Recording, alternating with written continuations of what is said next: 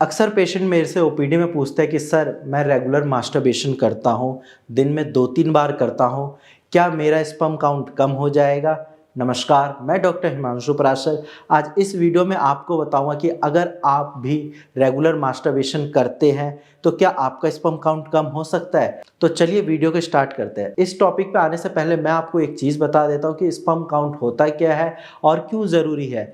Normally जब आप अपने वंश को आगे बढ़ाते हैं तो आपको बेबी प्लान करते हैं तो आपको स्पर्म की ज़रूरत पड़ती है, यानी कि आपका स्पर्म काउंट नॉर्मल होना चाहिए। अगर किसी भी रीज़न से आपका स्पर्म काउंट कम है तो आप अपनी वंश को आगे नहीं बढ़ा सकते, आप फादर नहीं बन सकते हैं।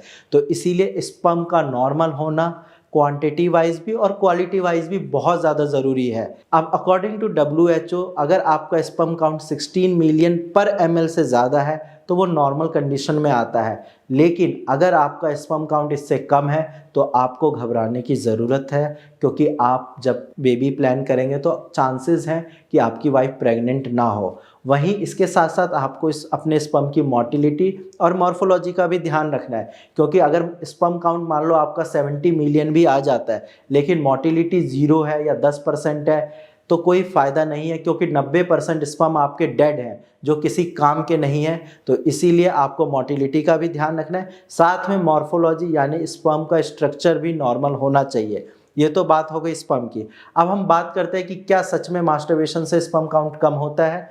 ये डिपेंड करता है। अगर आप रेगुलर मास्टरबेशन करते हैं तो डेफिनेटली वहाँ पे चांसेस हैं कि आपका भी स्पर्म काउंट कम हो सकता है। लेकिन अगर आप ऑल्टरनेट मास्टरबेशन करते हैं यानी कि महीने में 2-3 बार, तो फिर कोई दिक्कत वाली बात नहीं है, क्योंकि जितना आपका स्पर्म बाहर जाता है उतना ही आपका स्पर्म बन जाता है। स्पर्म बनने में थोड़ा टाइम लगता है लेकिन धीरे धीरे करके वो बन जाता है। बट जो लोग रेगुलर मास्टरबेशन करते हैं उसमें स्पर्म बाहर जाने की गति ज़्यादा होती है, यानी कि स्पर्म ज़्यादा बाहर जाता है एज़ कम्पेयर टू स्पर्म बनना, यानी कि स्पर्म उनका कम बनता है और स्पर्म वो बाहर ज़्यादा निकालते हैं। तो इसीलिए अगर आप रेगुलर मास्टरबेशन कर रहे हैं तो आपका स्पर्म काउंट कम हो सकता है। तो अगर आपका स्पर्म काउंट कम आता है तो आप मास्टरबेशन बंद कर दीजिए, रेगुलर नहीं करना है। उसके बाद भी अगर आपका स्पर्म काउंट नॉर्मल नहीं होता या आप बेबी कंसीव नहीं कर पा रहे तो घबराने की कोई बात नहीं है। आपके जैसे हज़ारों पेशेंट हमने ठीक किए हैं, वो फादर बन चुके हैं, तो आप भी बन सकते हैं।